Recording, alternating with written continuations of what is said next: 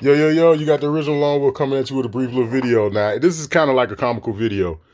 This is a letter that was rejected by the person that I was sending it to. As you can clearly see right there, it says refused by addressee, postage due, right? Now, let me flip it over on the back. Same thing. See the signature card across the back? Refused by addressee, postage due, right? So now here's the question. The question becomes, what the fuck was they so scared of, right? Because this is a letter to Kwame Raoul. You know what I'm saying? The Illinois Attorney General. You know what I'm saying? 'Cause remember in the video I told y'all I wrote the Illinois Attorney General and the United States Attorney General. I sent Merrick Garland, because that's the United States Attorney General. I sent him his shit to Washington, D.C. So far, everything is cool. They haven't rejected it. So far, this is the only one that's been rejected. And keep in mind, the reason why I'm showing y'all this, the reason why I'm telling y'all this is because the post office ain't the motherfuckers that rejected it. The post office ain't the people that rejected it. It didn't get rejected until it got to the destination in Springfield, because that's why I sent it to. I sent it to Springfield, Illinois. I'm nowhere near Springfield, Illinois. Springfield, Illinois is hundreds of miles from me. You know what I'm saying? So if it was a problem with the postage in terms of like, the post office had a gripe. You know what I'm saying? Let's say the post office had a beef about what I did. This shit would have never left the post office. And it certainly wouldn't have got down to Springfield if the post office had a problem with delivering it. It wasn't the post office. That's why it say it was refused by the addressee. The addressee is the person, the addressor is you. That's that from. The addressee is the person you sending it to. That's the to part. Remember how on the envelope we did from, and then we put my name, the address, and then we dropped down on the envelope and we wrote to Big Bird. That's the addressor and the addressee. Whoever is the person sending the information is the addressor. Whoever the person that's receiving the information is the addressee. To and from. You see what I'm saying? So, the post office ain't the ones who did it. And plus, I didn't got my signature cards back. You know what I'm saying? I didn't got these back from, the only one I haven't gotten back yet, I think I got, is either one or two that I haven't gotten back yet of the 6 that I sent. No, I'm sorry, it's only one I ain't got back, because here go one right here. You know what I'm saying? So I'm waiting on like one more to come back, but all the other ones have been delivered. I'm saying, I showed y'all that in the screen share that I did when I typed in, you know what I'm saying, I only did 2 of them, but I've done them all, you know what I mean? So I'm just doing that just so you understand that just because you send it and just because the mail folks don't have no issue with it, like the post office, they don't have no issue with what you done, that don't mean it won't get rejected. The sender can still reject it. You know what I'm saying? I mean, not the sender, the person you sending it to can still reject. Like, have y'all ever done that? I have. I've wrote return to send on envelopes before and stuck them shits back in the mailbox, and the fucking mail people came out the next day and took that back and mailed it back to them. So I'm just pointing that out for y'all. Now, why Kwame Raoul did that shit, why his office did that, hey man, like I said, the only thing I could think of is fear. They were afraid of what was in it. and here's what's in it, just so y'all know. I'm doing some discharging of debt, and I'm going through the administrative process of using the payment coupon and this, that, and the other. And the company that I'm doing it with has placed themselves in dishonor because they are rejecting my legal tender of payment. Right? This is going back into House Joint Resolution 192. This is also going back to the Uniform Commercial Codes under negotiable instruments and bonds and shit, right? So they're in dishonor. So what I did, seeing that they rejected my shit, I sent them a conditional acceptance. That's that Jason Coolers, who's a CFO, and the Jason Grubb, who is the CEO of the same company. That's them motherfuckers. So I sent them a conditional acceptance, like, well, now y'all need to verify this debt to me because I've attempted to pay it. You know, you all are saying I owe it. You know, I made some sort of effort to produce some sort of legal tender, and you all are not accepting my legal tender, right? So now I sent them a conditional acceptance saying, well, now you niggas got to validate the debt, because under contract law and the way that this shit work, if I try to pay you, and you know what I'm saying, you don't take the money, that mean I don't owe you. Like let's say, my big brother, right? That said, I go to that nigga and I say, hey man, you know, today Tuesday, bro, you think you throw me $50 to Friday? I got you, you know, Friday when I get my little money, I give you the $50 back. So my brother like, cool. And he give me the $50.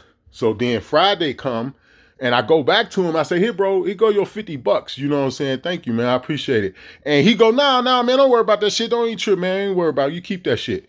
He rejected my payment is what he doing. And once he does that, that means I don't owe him. So now I no longer owe him the $50. So he can't come back 2 weeks later and be like, man, bro, what over my $50? Like, nigga, I tried to give it to you. You told me don't worry about it.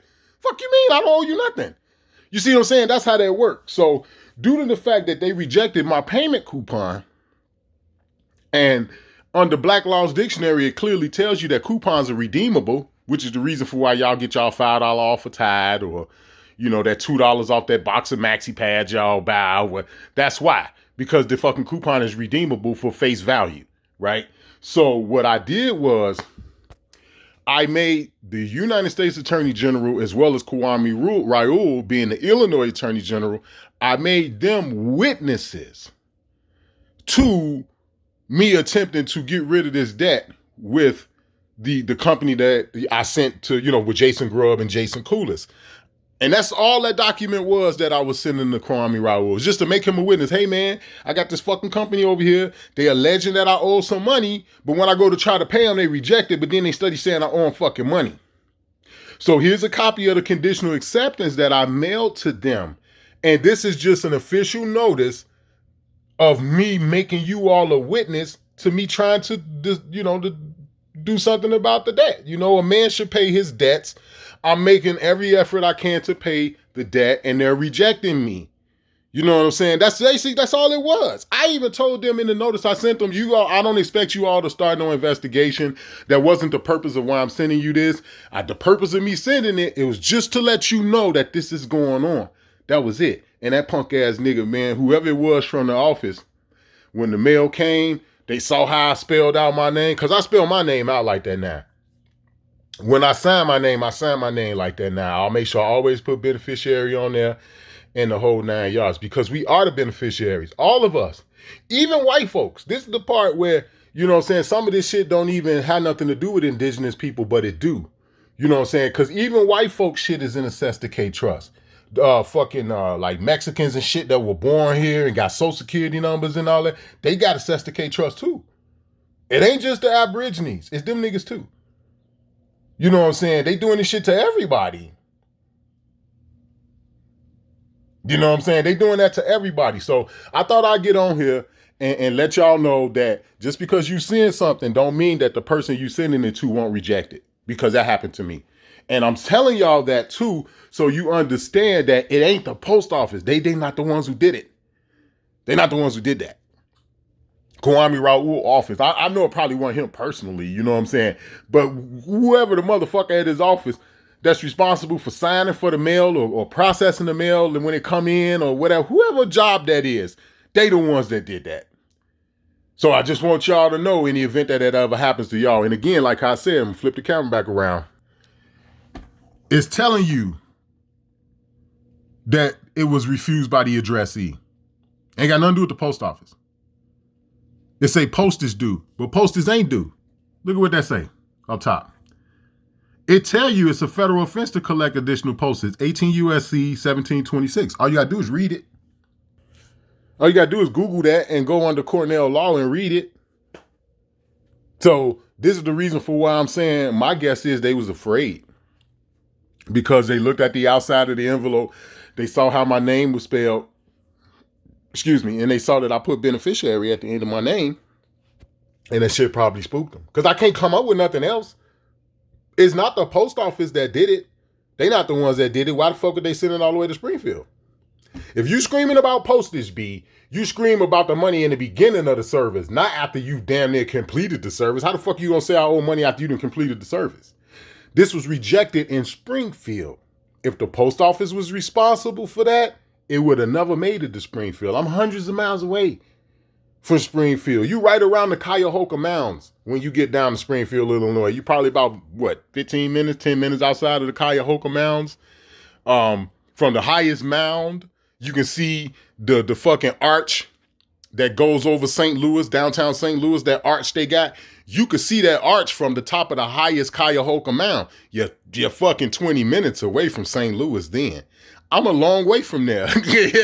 I'm nowhere near there. I'm a couple of 100 miles away from that shit. So how the fuck did it get down there? It got down there because the post office sent it down there, and when they went to deliver it, the people it was being delivered to, they rejected it. So I just wanted to get on here and point that out for y'all.